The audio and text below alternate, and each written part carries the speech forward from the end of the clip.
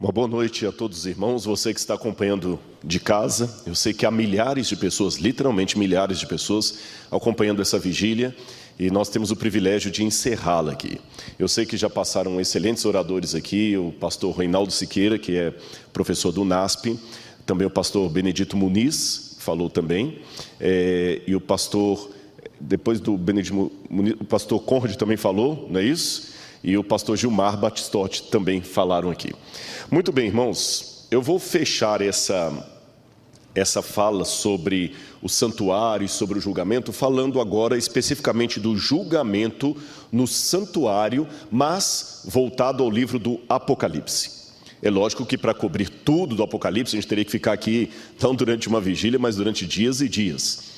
Mas nós vamos tentar dar um resumo para que você em casa possa acompanhar com a gente e possa pegar a sua Bíblia e estudar. Lembre, é uma vigília, é um tom espiritual que nós estamos dando, mas isto não retira dessas palestras que você está tendo também uma pitadinha de didática, de teologia. Então aproveite para ter esse curso de teologia gratuito com vários professores, e eu tenho a honra de encerrar aqui, tá bem? Vamos falar um pouquinho então sobre o julgamento no santuário. Em primeiro lugar, deixe-me lembrar de um clássico de Victor Hugo, o Corcunda de Notre Dame. Eu sei que, infelizmente, por causa dos problemas hoje de cultura, as pessoas conhecem talvez uma obra clássica mais pelo filme, pelo desenho animado da Disney, do que pela obra original no qual ele foi escrito. Mas o Corcunda de Notre Dame, ele foi um livro produzido no século XVIII por Victor Hugo.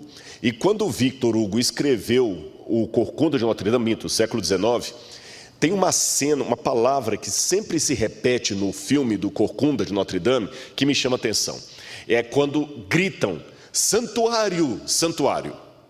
Para quem não conhece o resumo do livro de Victor Hugo, Corcunda de Notre Dame é uma história fictícia, porém ambientada na Europa, na França, e havia uma mulher que teve à luz a uma criança, e eles iriam matar essa mulher, e acabaram até pegando um embrulho que estava na mão dela, pensando que era apenas um pacote qualquer, e viram que era uma criança corcunda, deformada. E eles não mataram a criança, mas deram a criança para que o pároco pudesse criar aquela criança. Ele aceitou fazer isso com a condição que aquela criança, por ter uma aparência horrível, jamais abandonasse a torre da igreja de Notre Dame. A igreja que foi incendiada há pouco tempo agora, e os franceses estão reconstruindo. E tem vários momentos ali da cena que você vê, por exemplo, o Claude Frollo, ele vai tentar pegar uma cigana e ela corre para a igreja e grita, santuário. Um determinado momento, o próprio Corcunda pega uma mulher, leva até o alto da torre e grita, santuário. Em outras palavras, o santuário era o lugar de refúgio para você não ser julgado de maneira injusta. Por isso que eu dei essa introdução aqui de quebra-gelo. O santuário no passado era visto de uma maneira protecional, judicialmente falando. Só que hoje, convenhamos, no século XXI, a ideia de comparecer perante um tribunal, seja em que papel for, não nos parece agradável, principalmente se estamos na condição de acusados de algum crime. E as pessoas realmente, talvez em razão disso, não queiram muito comparecer perante um tribunal, seja em que situação for. Talvez por isso as pessoas rejeitem tanto a ideia de comparecer também diante do tribunal de Deus. Esse assunto tornou-se quase inexistente nos púlpitos modernos, porém ele é bíblico. E aqui deixe-me abrir um parênteses para falar com você um pouco sobre isso. Nós estamos tendo uma visão que eu diria muito romântica de Deus, mas estranhamente romântica. Uma visão na qual Deus não pode ser aquilo que a Bíblia falou que Ele é, um Deus que julga. Deixa-me fazer uma pergunta para você que está em casa. Qual das asas do avião é a mais importante? Se for para serrar uma asa do avião, qual das duas você vai mandar tirar? A da direita ou da esquerda? Eu sei que a pergunta parece tola, mas ela leva a uma conclusão lógica. O avião, para levantar voo, precisa das duas asas. Em outras palavras, não se voa com uma aeronave tendo apenas uma asa. Da mesma maneira, não se pode fazer teologia com apenas um lado de Deus. Qualquer doutrina sobre salvação ou teologia que enfatize demais um lado de Deus, negligenciando o outro, se torna uma heresia. Aliás, em outras palavras, sabe como é que eu poderia conceituar heresia? Aqui há vários pastores. Heresia é um lado da verdade que ficou louco. Podem pegar toda heresia, ela não é uma mentira 100% mentirosa. A heresia, geralmente, é um lado da verdade que se toma, se acentua demais, colocam no lugar errado e aquele lado da verdade se torna uma heresia contra Deus. Exemplos: Jesus Cristo era Deus? Claro que ele era Deus. Mas eu posso enfatizar tanto a divindade de Jesus que eu esqueço que ele também se tornou homem, um dentre nós. Nós somos salvos pela graça de Deus, é claro que somos salvos pela graça, mas eu posso enfatizar tanto essa graça a ponto de esquecer as obras. Perceberam? As obras não são o meio, essa é outra frase da Voz da Profecia, nem a causa da nossa salvação, mas o resultado dela. E hoje eu fico preocupado porque os púlpitos estão apresentando uma visão muito humanista de Deus. Eu ouço frases aí que são completamente antibíblicas e pregadas por pessoas que fizeram teologia. Querem exemplos? Deus não julga ninguém. Que blasfêmia! A Bíblia fala que Deus julga, Deus não condena. Que mentira! Deus condena. Deus está mais interessado em salvar a mim e a você do que uma mãe de tirar um filho de uma casa pegando fogo. Mas se você não aceitar a graça, Deus não levará você para o céu na marra. E alguém pode falar: tá bom, eu não sei quantos estão me assistindo, ou quais. De repente alguém que não tem muito afeição à Bíblia vai dizer: ah, que barato, né, Rodrigo? Que maravilha esse Deus de amor que você prega. Então deixa eu ver se eu entendi. Esse Deus de amor fala assim, estou citando de maneira irônica: venha comigo para o céu e aceite a minha graça, senão eu vou jogar você no inferno. Que Deus de amor você está apresentando, hein, Rodrigo? A comparação seria efetiva e correta se eu estivesse falando de um namorado possessivo que fala com a menina assim: ou você namora a mim, ou então vou matar você. É lógico que ele está sendo possessivo, ele está errado, esse camarada merece a cadeia. Por quê? Quando um jovem chega para a menina e fala assim: ou você namora a mim, ou não deixarei você namorar ninguém, ele está completamente fora do seu juízo, porque a menina tem outras opções, muitas até melhores do que ele, para namorar. Ele não é a única opção dela. Mas no caso de Deus é diferente. Deus não é uma dentre muitas opções. Deus é o único no qual existe vida. Então, quando Deus diz a mim e a você: aceite-me, senão você vai para o lago de fogo e enxofre, o inferno, não é porque Deus está como um namorado possessivo querendo punir o amor não correspondido. Não é isso. É como se a água dissesse para o peixe: viva em mim, peixe, porque fora da água, peixe não vive. É nesse sentido. A água não estaria sendo possessiva com o peixe. A água não estaria sendo uma pessoa descompensada no seu sentimento. A água está revelando para o peixe que a única maneira que ele tem de viver é nela. Fora da água, o peixe morre. Fora de Deus, você morre. Simples assim. Então anote uma coisa num cantinho da sua Bíblia aí. Eu confesso para vocês, desculpe abrir o coração, eu já estou um pouco cansado dessa visão romântica de Deus que nós estamos tendo hoje. Deus tolera tudo, Deus não condena. É aceitação. Você já percebeu que muitos desses pregadores que falam tanto do amor de Deus não falam sobre santificação? Deus ama, Deus aceita, Deus acolhe. Mas onde é que está a parte da santificação? Onde é que está a parte do temor do Senhor? Não existe. É só Deus aceita. Deus parece até, nessa conjuntura, um namorado daqueles bobos que fica rastejando atrás da menina que não quer nada por ele, ele até corta os pulsos porque ela rejeitou o namoro. Ora, Deus ama você mais do que qualquer pessoa, mas saiba, meu amigo, minha amiga, se você rejeitar o amor de Deus, Ele não vai cortar os pulsos por sua causa. Deus não é um adolescente descompensado no primeiro amor que acha que não tem mais vida sem a amada dele. Deus ama você, mas Deus sobrevive à sua rejeição. Então, por que rejeitar? Tá bom, e já que eu falei de julgamento, de um Deus que julga, como é que eu posso correlacionar isso com o amor de Deus, que é grandioso? E nesta noite eu vou mostrar para você como o juízo de Deus no livro do Apocalipse, no santuário, revela tanto o amor de Deus. Quer ver? Você que está em casa, pegue sua Bíblia. Corra, pegue sua Bíblia e leia comigo. Eu quero ler duas passagens com você. Vamos ler primeiro Eclesiastes capítulo 12, versículos 13 e 14. Um versículo que infelizmente tem desaparecido de muitos púlpitos. Como eu falei, só fala do Deus que ama, que tolera, que não julga ninguém. Mas vamos ao que diz Eclesiastes capítulo 12, versículos 13 em diante. 13 e 14. Pegou sua Bíblia aí? Não? Pega a Bíblia. Não fica só ouvindo, não. E se eu estiver mentindo para você? Pega a Bíblia correndo, vai lá. Eu te dou 30 segundos. Vai lá, busca a sua Bíblia. Eu quero ouvir aquele barulho assim, ó. E se você for mais sofisticado, tudo bem, pode baixar um aplicativo da Bíblia. É porque eu imagino que alguns estão assistindo no seu telefone, então não tem como baixar a Bíblia aqui. Mas se tiver, pegue a Bíblia, acompanhe. Acostume a acompanhar a pregação lendo a Bíblia. Vamos lá então. Eclesiastes capítulo 12, estou supondo que você já pegou sua Bíblia. Versículos 13 e 14 diz assim: de tudo o que se ouviu, a conclusão é esta: tema a Deus e guarde os seus mandamentos, porque isso é o dever de cada pessoa. Porque Deus há de trazer a juízo a todas as obras, até as que estão escondidas, quer sejam boas, quer sejam más. E dentre os outros muitos versículos que eu poderia ler para você, eu quero acentuar um de Apocalipse, capítulo 14, versículo 7, que aliás é uma das principais mensagens que a igreja tem que pregar hoje. Apocalipse 14, versículo 7.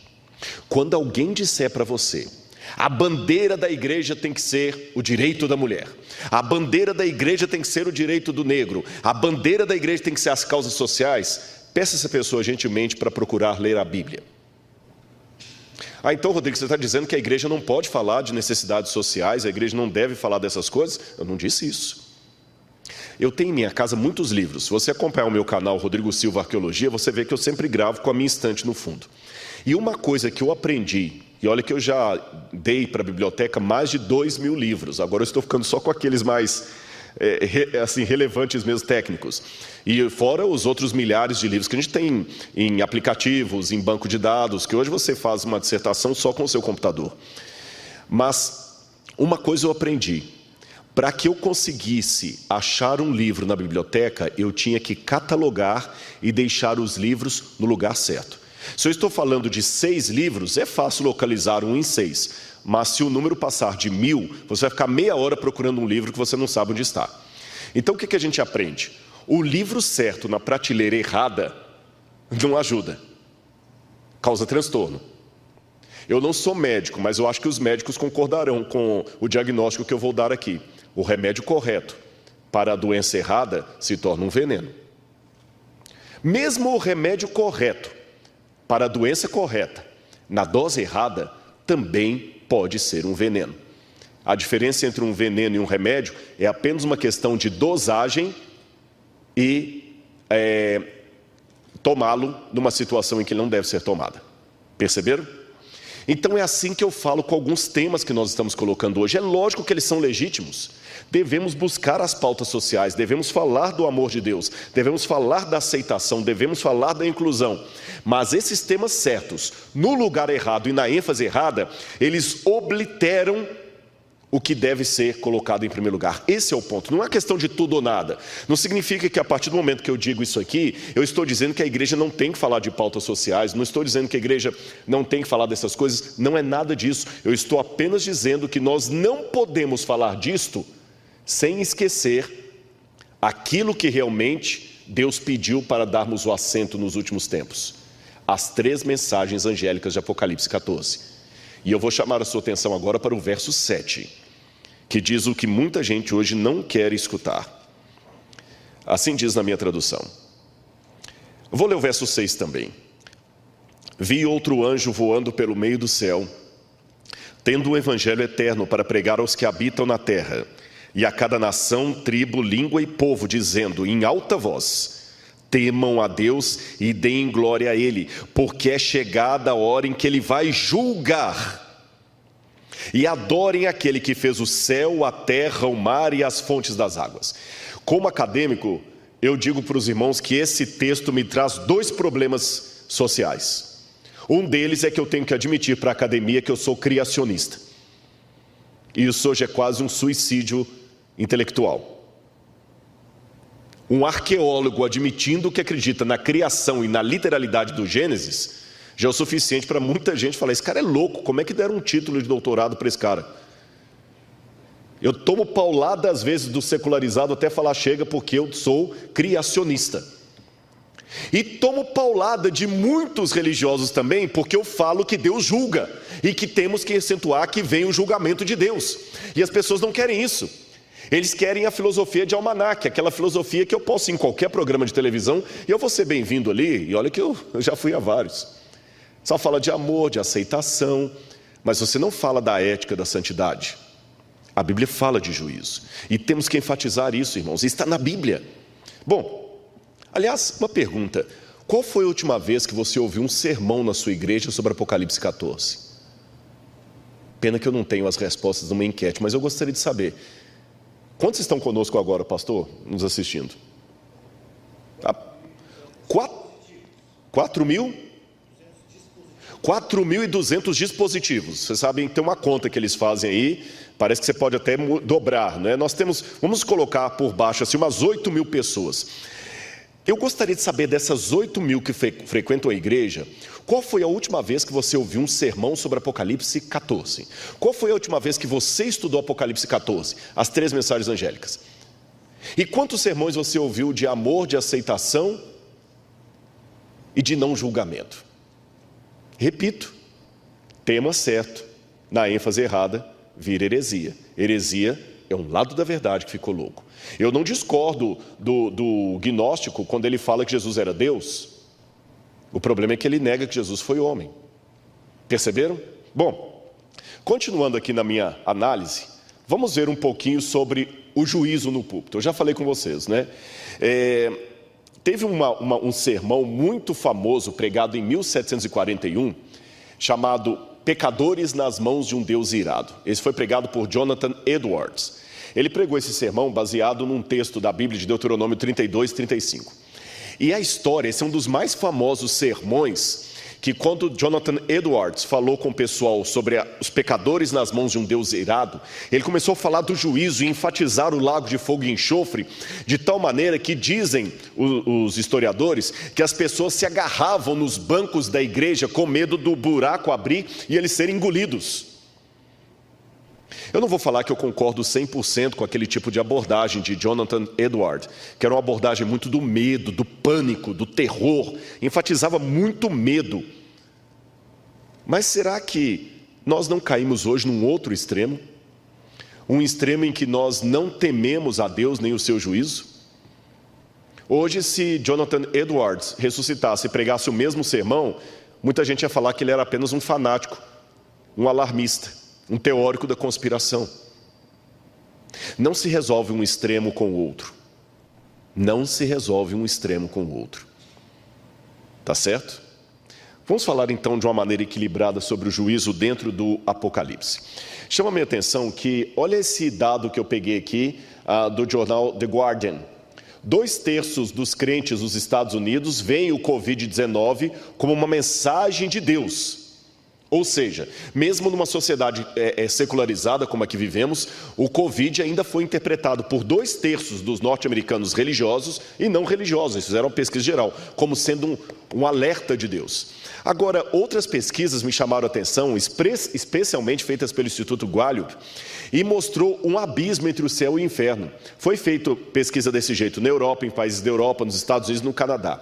E de maneira mais ou menos uniforme, sabe o que as pesquisas revelaram? Olha lá. O inferno é um auditório pela metade, escreveu o poeta Robert Frost.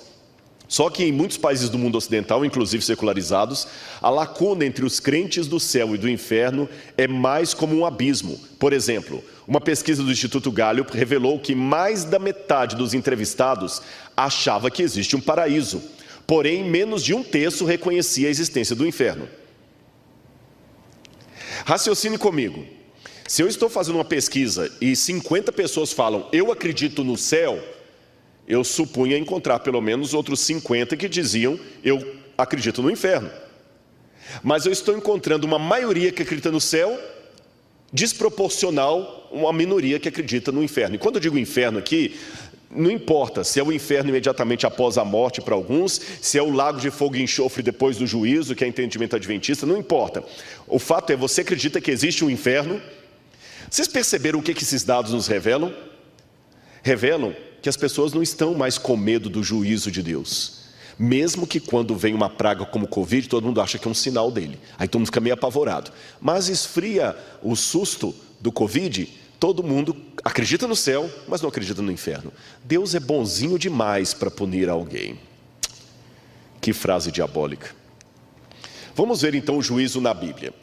O julgamento de Deus é descrito na Bíblia como um processo, não apenas como um veredicto. Isso é importante no Apocalipse. Por exemplo, Pedro fala do tempo de começar o julgamento pela casa de Deus, 1 Pedro 4,17. O julgamento, portanto, é um processo de avaliação que começa por aqueles que fazem parte da igreja de Deus, a casa de Deus. Em última instância, esta avaliação leva a um veredicto. Aí vamos ao Apocalipse. Apocalipse capítulo 11, versículo 1 e 2. Abra a sua Bíblia comigo, você está em casa, e acompanhe. Olha o que foi dito a João. Foi-me dado um caniço semelhante a uma vara, e também me foi dito, levanta-te, vá medir o santuário de Deus, o altar, os que adoram no santuário. Mas deixe de lado o átrio exterior do santuário, não o meça, porque esse átrio foi dado aos gentios, que por 42 meses pisarão a cidade santa. Bom, tem várias perguntas que a gente faz aqui nesse texto. Primeiro, o que significa esse ato de medir o santuário de Deus? Por que o Deus deu uma vara para João e fala, agora mede o santuário, e mede assim, mede o altar, mede o templo, mede os que nele habitam.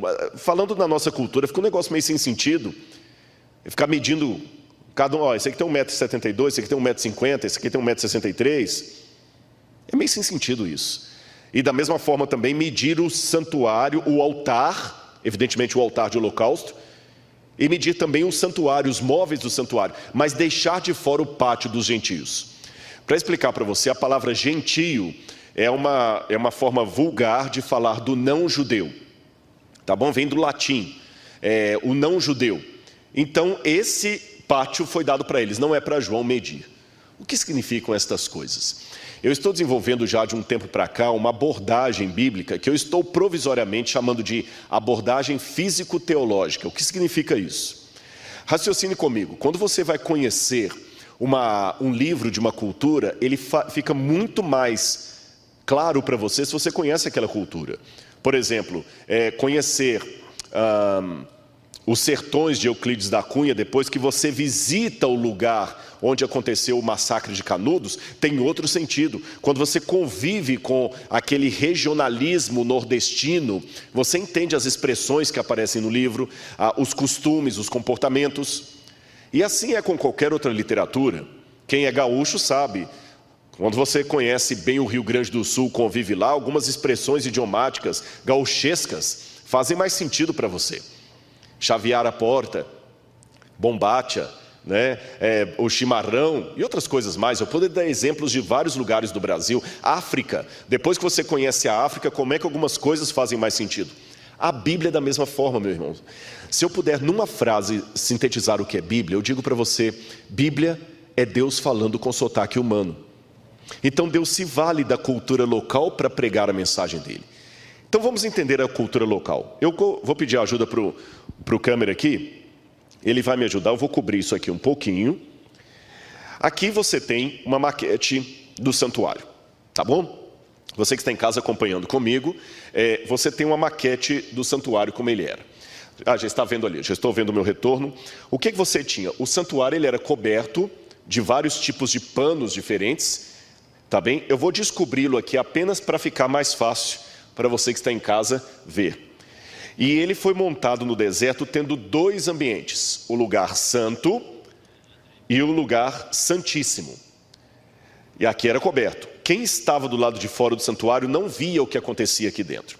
Aqui você tinha os seguintes móveis: o altar com os pães da presença, 12 pães representando as 12 tribos de Israel. Esses pães eram trocados a cada sábado. Aqui você tinha um candelabro com 7 tochas, chamado de menorá, representando o Espírito Santo. Aqui você tinha um altar de incenso. Aqui havia uma cortina e atrás da cortina você tinha a Arca da Aliança, contendo os 10 mandamentos. E junto dessa arca você tinha a vara de Arão florida e você tinha também cópias dos livros da lei de Moisés. Do lado de fora aqui no pátio, o que você tinha? Esse aqui era o átrio exterior do santuário. Você tinha o altar de holocausto, esse que eu estou pegando aqui. Aqui que o cordeiro era queimado e morto e a carne dele era jogada aqui e queimada. Esse altar é importante. Aqui você tem a bacia de bronze, onde o sacerdote se lavava antes de entrar. E aqui você tem os vários animais aqui que eram sacrificados. E o povo mesmo ficava do lado de fora do santuário. Então você tem aqui o lado de fora, onde o povo ficava, entregava uma oferta aqui. O sacerdote sacrificava o animal, queimava sua carne aqui, pegava as cinzas desse lugar e levava para dentro do santuário todos os dias.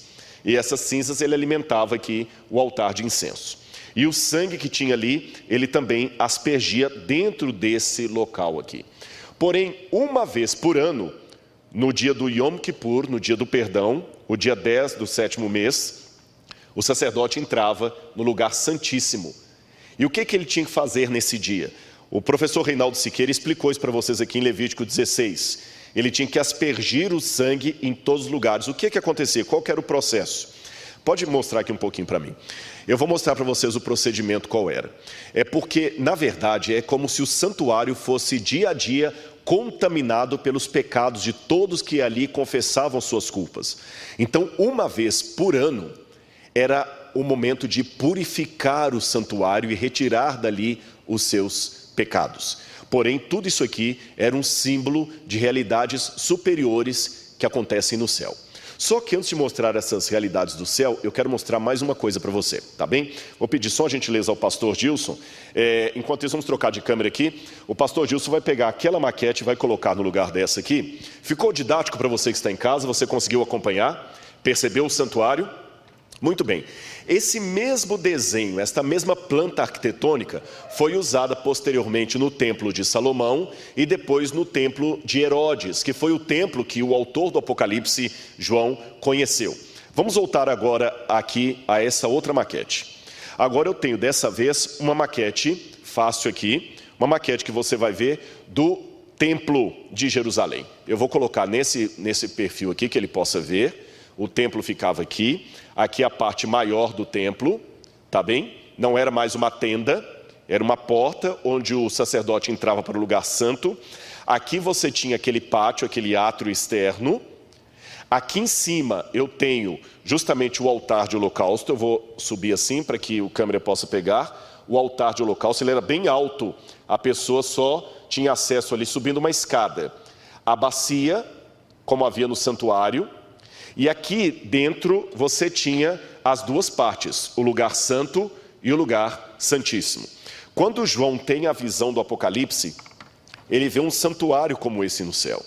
E a ordem foi para que ele medisse o santuário, medisse o altar de sacrifício, que eu mostrei aqui, medisse o altar, medisse o santuário, os que adoram dentro dele, mas o pátio exterior, onde ficavam os gentios, que ele não medisse. O que significava isso? Muito bem. Vocês ouviram a palestra do professor Reinaldo Siqueira. E essa palestra mostra como que o santuário era purificado. O sangue tinha que ser levado dentro de cada parte. Agora vamos ver uma coisa ali. Esta vara para medir que aparece ali, é em grego a palavra kalamos. Kalamos é um junco, uma vareta mesmo.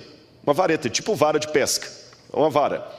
Ele podia servir de flauta, quando você fazia os furinhos ali, tocava. Em lamentos eles usavam essa vareta. Podia ser uma caneta, como vocês estão vendo ali, era feita assim. Ou uma régua para medir. Eles pegavam uma vara, geralmente alta, e essa vara eles usavam para fazer toda a medição. Agora, uma coisa que nos chama a atenção, e eu vou explicar para vocês agora uma expressão idiomática da Bíblia. Já há tempos e como eu já falei disso em palestras anteriores, vez ou outra eu encontro alguém que me cobra: Rodrigo, cadê o dicionário de expressões idiomáticas? Desculpe, irmãos, eu vou tentar ainda terminá-lo. É porque um dicionário não é uma coisa tão simples de se escrever. E a gente sempre publica um livro, mas esse dicionário é um dicionário que eu quero fazer de expressões idiomáticas da Bíblia. Eu vou explicar para você. Se eu dissesse aqui, gente, hoje eu estou morto de cansado, certamente isso não causaria nenhuma consternação em nenhum dos milhares que estão nos assistindo. Mas se daqui a 2000 anos a minha palavra virar Bíblia, ia confundir muita gente. Como é que um morto se cansa? Então eu tenho que entender algumas expressões idiomáticas que aparecem na Bíblia. E na Bíblia, a palavra medir algo ou alguém é uma expressão idiomática também para julgar uma pessoa. Quer ver isso na Bíblia? Abra a Bíblia comigo no livro de Mateus, capítulo 7, versículos 1 e 2.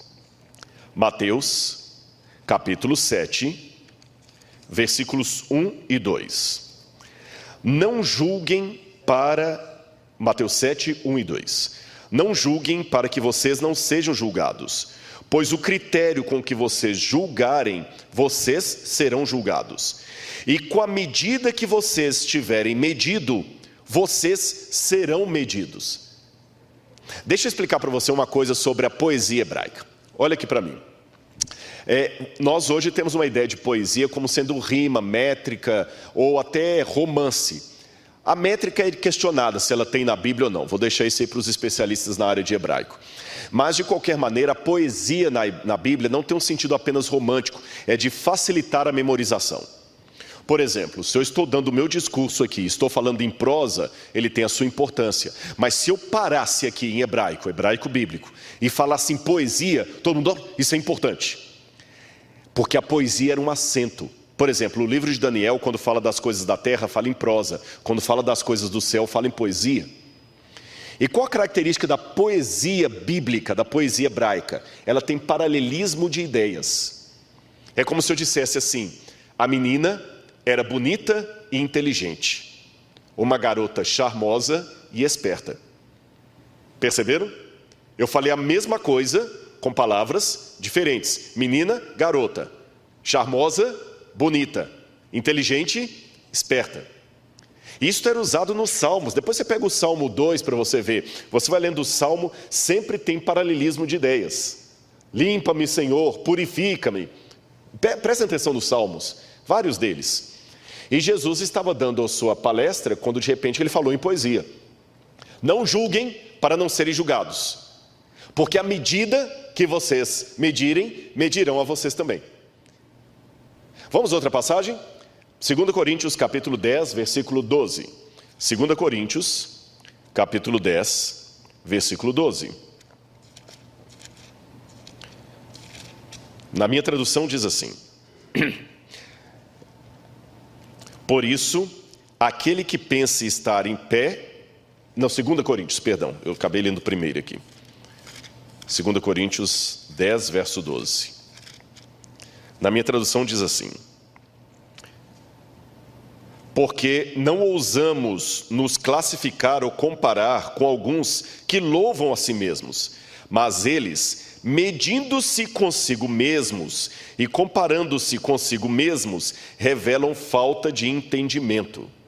A palavra aqui para medir é metreo, que é a mesma palavra que aparece no Evangelho de Mateus lá, e em Apocalipse, onde vem a palavra metro. Então aqueles que medem a si mesmo, ou seja, eles julgam a si mesmo, fazem-se de juízes para si mesmo, em causa própria. Entendeu o sentido de medir? Ficou claro para você acompanhar em casa? Então no Apocalipse, quando Deus dá uma vara para João e fala, meça a cidade, Deus está falando, está na hora de fazer o julgamento. Mas Rodrigo, mas o julgamento é uma coisa ruim, quer dizer que o povo de Deus vai ser julgado? Aí que vem uma outra questão que nós temos que aprender do juízo na Bíblia. Acompanhe em sua casa esse texto que eu vou mostrar para você. A Bíblia fala que nós temos que ter um desejo pelo juízo. Como assim? Você tem várias palavras em grego que dão a raiz da palavra julgamento, que é crima. Você tem a palavra crisis, tem a palavra crima, crino, eu julgo, krites, juiz em grego. Na tradução grega do Antigo Testamento, chamada Septuaginta, essas palavras, por sua vez, traduzem alguns termos hebraicos para juiz que têm um sentido ligeiramente diferente daquele que popularmente nós pensamos. Por exemplo, você tem a palavra dam. A palavra dam, que aparece ali, significa juiz no sentido de punir, reivindicar, obter a justiça para uma pessoa. Alguém que briga por mim. Você tem a palavra shofet. Shofet, embora seja mais comum para julgar, tem o sentido de governar ou até proteger, mas com a autoridade de punir os meus inimigos. Tanto é que um livro da Bíblia que fala dos heróis do povo de Deus é chamado Livro dos Juízes.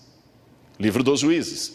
E por fim, você tem a palavra também rev, que significa demandar uma causa, entrar numa ação judicial.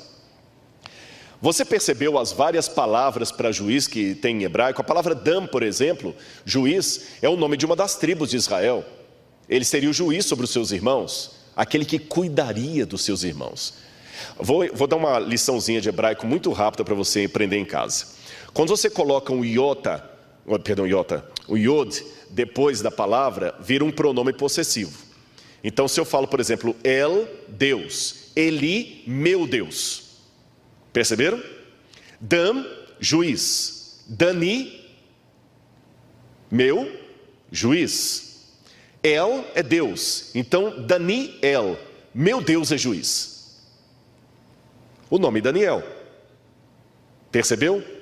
Shofet, como eu falei com vocês, é o nome que se dá para aqueles heróis da Bíblia. Mas nesses casos eu mostrei que juiz não é apenas aquele que pune, é aquele que pega a minha causa, que briga por mim, que me reivindica. Desse modo, na cultura bíblica, o juízo só é algo a ser evitado por alguém que está em falta, mas para aquele que é injustiçado, aqui sim eu posso entrar na pauta social de uma maneira escatológica, de uma maneira bíblica, para aquele que é injustiçado, para aquele que é oprimido, para aquele que é machucado pelo diabo e pelas provações da Bíblia, ele tem que clamar pelo juízo de Deus, o dia que o meu juiz virá me fazer justiça. Uma justiça que não é minha, uma justiça que é de Deus. Tanto é que Martinho Lutero, quando já era doutor em teologia, treinado pelos teólogos da Idade Média, já tinha saído da Idade Média, já estava entrando na Idade Moderna, Lutero não entendia essa expressão juízo de Deus, a justiça de Deus, ele tinha pavor daquilo. Até que ele leu no Salmo 72, se eu não me engano, o 71, 72, Senhor, livra-me por tua justiça, em ti me refugio. Lutero não entendeu como Deus pode me livrar pela justiça dele, se a justiça é algo com o qual Deus pune, é um instrumento de punição. Aí Lutero entendeu a outra fase do juízo de Deus. A justiça não é algo que Deus cobra de mim, é algo que Ele me oferece. E em me oferecendo a sua justiça, Ele também me oferece a reivindicação que eu tenho. Qual a reivindicação? De olhar nos olhos do diabo e falar assim, você é derrotado, eu sou um filho de Deus. O diabo poderia até querer ir ao céu, entre os Bnei Elohim, entre os filhos de Deus. Mas o Senhor tinha o direito de falar, viste o meu servo Jó? Você tem essa reivindicação, meu amigo. O juízo de Deus é algo que quem conhece a Bíblia deseja, anseia. Porque é quando o Senhor fará justiça ao seu povo, aos seus escolhidos. Rodrigo, tudo bem, então é nesse sentido que João mede os santuários que nele adoram, exatamente nesse sentido. Eles estão ansiando pelo juízo de Deus, pela proteção de Deus, pela justificação determinante de Deus. E isto coincide muito com o dia da expiação que você ouviu aqui na palestra do professor Reinaldo. Porque em Levítico 16 fala do dia da expiação. Ele explicou aqui, eu estava assistindo do hotel, que ele colocava 7 vezes o sangue em cada uma das partes. E se você olhar na sua Bíblia lá em Levítico, você vai ver que primeiro era purificado o altar de sacrifício, depois o santuário e as próprias pessoas. É o mesmo esquema que eu tenho no Apocalipse. Mede primeiro o altar, aquele altar de fora, mede também o santuário e os que adoram dentro dele. E por que não medir o pátio? Olha aí na sua tela, você vai ver. João mede o santuário e o altar, já falei que isso é justamente o que acontecia. Em Ezequiel 40 também fala do dia da expiação, quando o santuário era purificado, mas ele não mede o pátio porque ali estão aqueles que não aceitaram a graça de Deus, aqueles que não estarão dentro da reivindicação de Deus, aqueles que por conta própria quiseram o juízo. Olha o que diz Ezequiel 44, verso 9. Olha na sua casa aí. Assim diz o Senhor Deus: nenhum estrangeiro, incircunciso de coração, nem incircunciso de carne, entrará no meu santuário por qualquer estrangeiro que esteja entre os filhos de Israel. Eu quero mostrar rapidamente para você a cena do que o profeta Ezequiel viu quando Deus deu uma visão para ele semelhante à de João, mandando que ele medisse o santuário. Veja aí na sua casa. O que Ezequiel viu foi mais ou menos isso. Depois você pode ler com calma Ezequiel capítulo 40 na sua Bíblia, que lá fala exatamente qual foi a ordem que o profeta Ezequiel teve de medir o santuário de Deus. No livro de Ezequiel capítulo 40 diz: no 25º ano do nosso exílio, no princípio do ano do 10º dia do 4º mês, 14 anos depois da queda da cidade de Jerusalém, nesse mesmo dia veio a mim a mão do Senhor e ele me levou para lá. Em visões Deus me levou à terra de Israel, me pôs sobre um alto monte, sobre o qual havia uma estrutura da cidade para o lado sul. Ele me levou para lá e vi um homem com aparência como de bronze. Estava em pé junto ao portão e tinha na mão um cordel de linho e uma cana para medir. O homem me disse: filho do homem, veja com os próprios olhos, ouça com os próprios ouvidos, preste atenção em tudo que vou lhe mostrar, porque para isso você foi trazido aqui. Anuncie à casa de Israel tudo o que você está vendo. Ezequiel viu o santuário medido. Eu não tive a visão de Ezequiel, mas eu posso chamar a sua atenção hoje como profeta. Eu anuncio para você, o julgamento de Deus vai chegar. E o que João vê ali no Apocalipse, portanto, é uma forma escatológica do dia da expiação. Se é escatológico, não pode acontecer no santuário da terra. E nós aprendemos no livro de Hebreus, que também foi explanado aqui pelo pastor Batistotti, se eu não estiver enganado, que há um santuário no céu. Note, a Bíblia não fala que o céu é um santuário, o céu tem um santuário. Portanto, nesse santuário existe a purificação dos nossos pecados. E Cristo já está passando para os momentos finais da história desse mundo. Então eu quero terminar aqui a minha fala contando uma historinha para você. Eu quero contar uma história, depois vou falar de uma palavrinha e o quarteto vai cantar para nós aqui. Você está com receio do julgamento de Deus? Você ainda tem medo do lago de fogo e enxofre? Você talvez está preferindo aquela visão romântica que Deus não pune, não condena? Eu espero que a mensagem dessa noite tenha mostrado para você uma outra faceta do julgamento de Deus. O julgamento em que Deus nos reivindica. A palavra reivindicar vem de julgamento. Nos apropriar daquilo que é seu. Deus vai nos apropriar novamente para Ele. Sabe por quê? Cristo com seu sangue pagou a dívida que havia contra nós. Ele morreu por nós na cruz do Calvário. Mas Ele ainda não voltou para tomar o reino. Ainda há desastres, guerras, traições, pânico, medo, desgraças. Mas quando Ele vier para reclamar o que é seu, aí, meus irmãos, não precisaremos ter medo de nada. E talvez uma parábola ilustre isso para você. Uma vez, na época do Far West, um jovem foi acusado de um crime. Ele, numa briga de bar, matou um outro homem porque estava bêbado. E naquela época, você sabe, as pessoas eram enforcadas.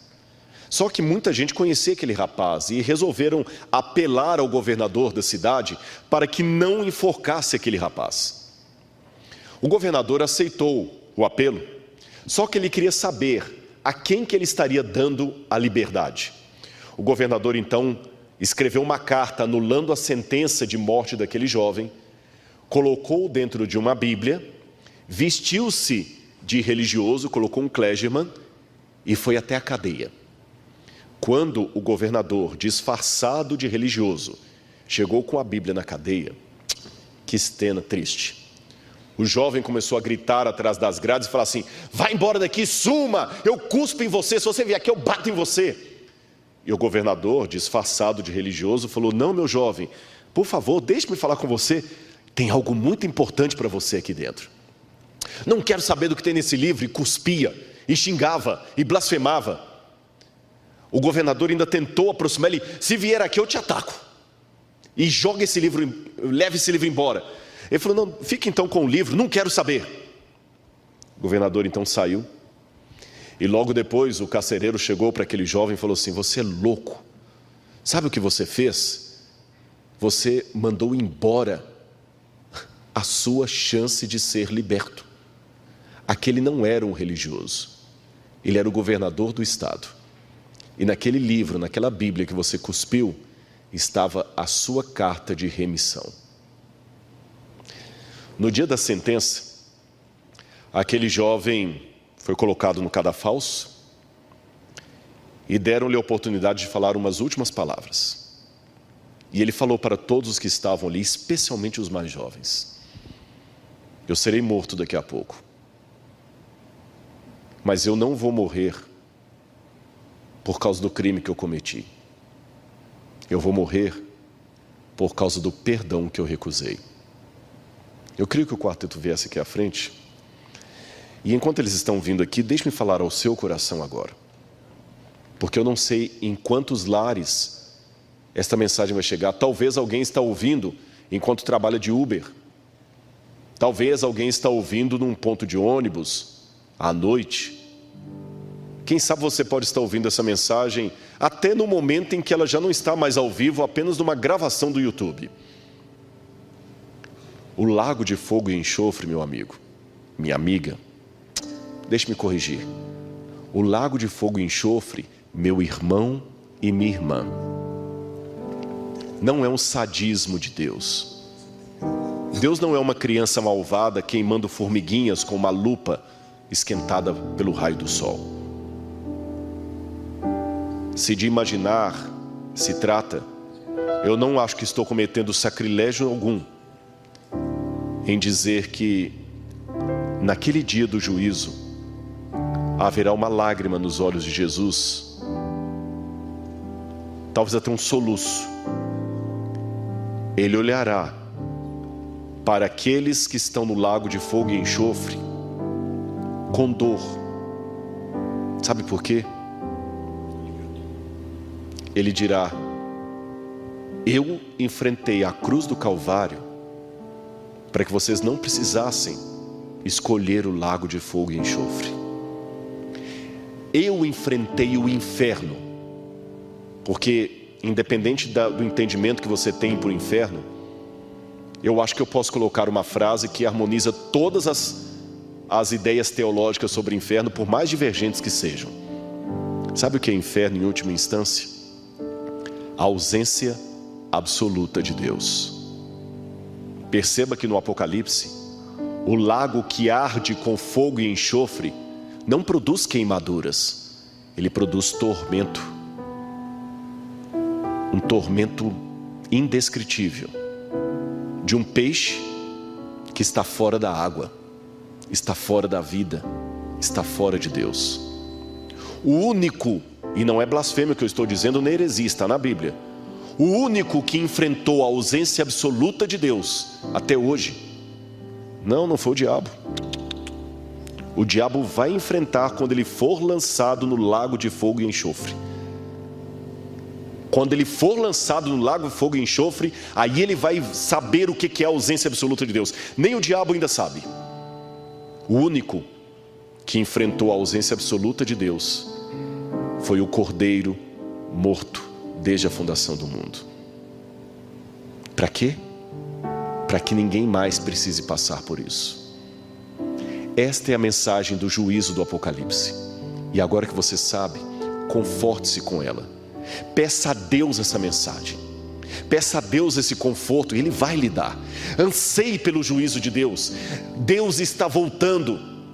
E sabe por que a volta de Cristo tem barulho, tem som, tem terremoto, o sol se escurecendo? É simples, porque Deus está entrando com a tropa de elite para tirar você desse cativeiro. E quando a polícia vem para libertar alguém, não dá para ir com flores, tem que ir com efeito, com bomba. Deus está rasgando o céu, porque Ele quer buscar você. E agora que você sabe disto, é muita mediocridade espiritual guardar isto para você. Temos uma missão, e esta missão foi aquela que eu iniciei abrindo. Vi um anjo voando pelo meio do céu, proclamando em alta voz: temei a Deus e dá-lhe glória, pois é chegada a hora do seu juízo, e adorai aquele que fez o céu, a terra, o mar e as fontes das águas. Quando você anseia pelo juízo de Deus, você não consegue ficar calado. Você anseia e fala para as pessoas. Temos uma missão: nos preparar, aguardar e levar outras pessoas a desejarem o dia do juízo de Deus, conforme anunciado no Apocalipse. Preste atenção nessa música que o quarteto vai cantar nesse momento.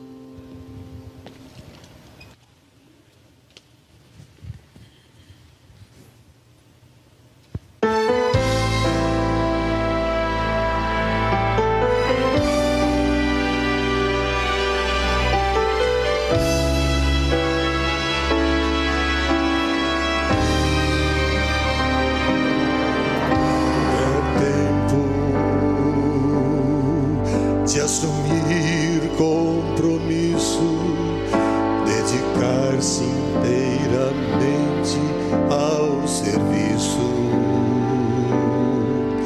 O mundo perece por falta de fé, já se perdeu a esperança. É tempo de assumir nossa posição, brilhar em meio às trevas, ser luz na escuridão, unir as nossas forças no poder do seu Espírito, testemunhar do amor, da paz de Cristo.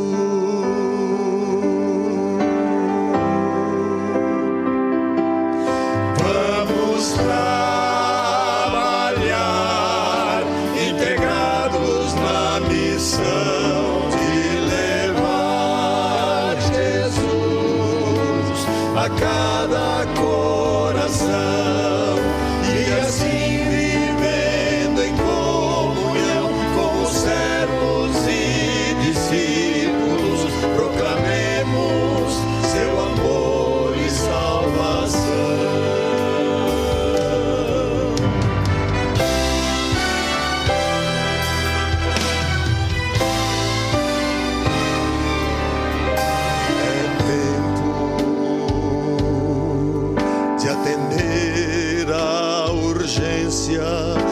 Anunciar o Evangelho a qualquer preço.